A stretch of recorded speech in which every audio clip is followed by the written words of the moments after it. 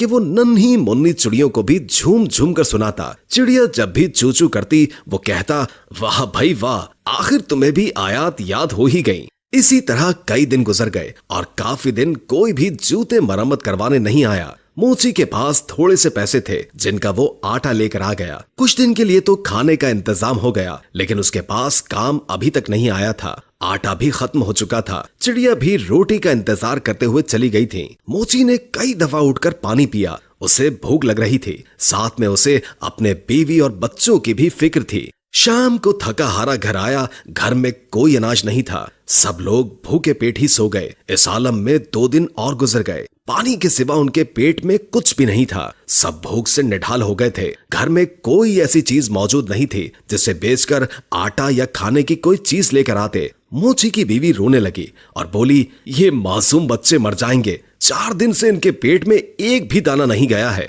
इन बच्चों का क्या कसूर है? सामने वाले घर जाओ, वहां आज दावत है, बाहर देगे पक रही हैं। तुम पड़ोसी से थोड़ा खाना या पैसे मांग कर लाओ ताकि इन बच्चों का पेट भर जाए। मोची उदास बैठा था। कहने लगा, नेक वक्त, सामने वाला पड़ोसी बड़ा घमंडी है, बेहद मगरूर है। मैं किसी का एहसान नहीं लेना चाहता, मगर इन बच्चों की हालत मुझसे देखी नहीं जा रही। मुझे उससे कोई उम्मीद तो नहीं, फिर भी अगर तुम कहती हो तो मैं चला जाता हूँ। शायद अल्लाह उसके दिल में रहम डाल दे। मोची अपनी पड़ोसी के पास गया और उसे सलाम किया। साथ कहा कि 4 दिन की भूख ने मुझे मजबूर कर दिया है कि मैं अपने बच्चों के लिए आपसे खाना मांगने आया हूँ, या कम से कम आप मुझे कुछ पैसे ही उधार दे दें। मेरे पास जैसे ही पैसों का इंतजाम होगा मैं आपको वापस कर दूंगा। बच्चों की हालत मुझसे देखी नहीं जा रही। आपको यकीन ना आए तो आप मेरे घर चलकर देख लें। अगर आज भी उनको खाने को कुछ न मिला तो वो मर जाएंगे। पड़ोसी ने हंसते हुए कहा, तू तो बड़ा चालाक है। घर के बाहर देगे पकती हुई देखी तो सोचा कि क्यों ना मांग कर खाना लाकर मजे से उड़ाऊं।